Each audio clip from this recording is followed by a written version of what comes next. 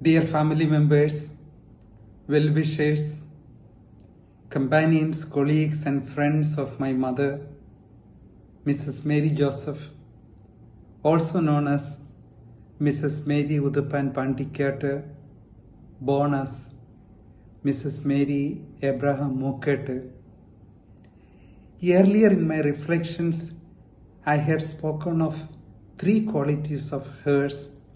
One, she was a person of prayer. Two, she was a person of deep patience. And three, she was a people-oriented person. But here in this reflection, I want to stress on three other characteristics of hers. One, she was a beacon of humility. Two, an unsung, unacknowledged hero. And three, a pillar of resilience. Born in 1932, her life is a witness to the quiet strength and enduring grace that she was to all of us, her family members, sons and daughters, children and grandchildren. First of all, she was a beacon of humility. Ammachi's humility has shown through her day-to-day actions. Despite the physical scars on the leg from a cracker accident at Malabar when they were trying to migrate to that place about 80 years ago, she never let her pain overshadow her responsibilities. Ammachi dedicated her life to the well-being of her family, caring for us, the 6 children, 10 grandchildren, and 11 great-grandchildren. Her ability to maintain such grace and humility, bearing her scars and challenges without complaint, reminds us of the selfless love she poured into her family. Secondly, she is an unsung hero.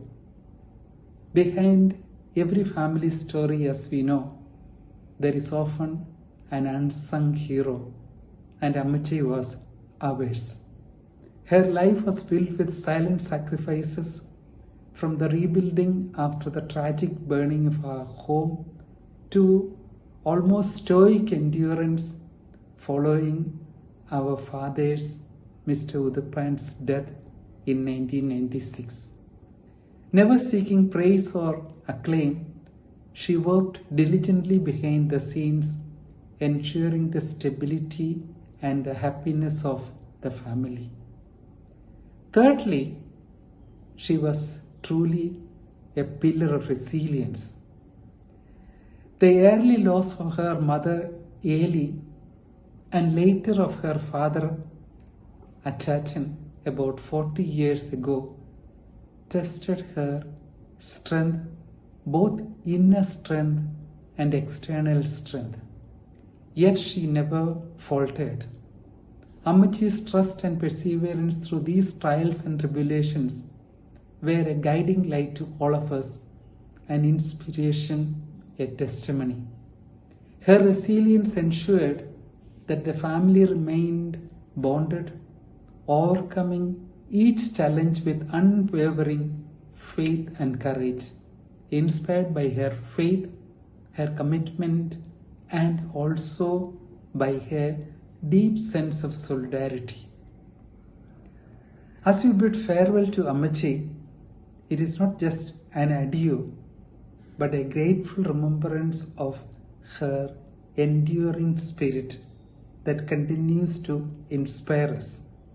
I am very sure she will continue to live in us.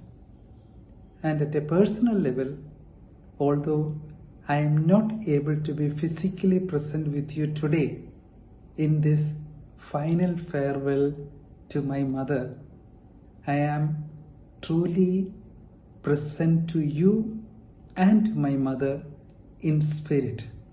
I was privileged to spend 2 weeks with her just 1 month ago. Unfortunately, the circumstances do not allow me to be there just now.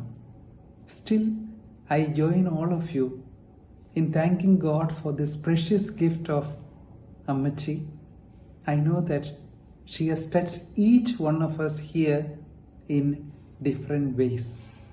And as you pray to her and with her, let us imbue her spirit of being a beacon of humility, being an unsung hero, and being a pillar of resilience for each one of us. Let us support each one of us, particularly in our troubled times.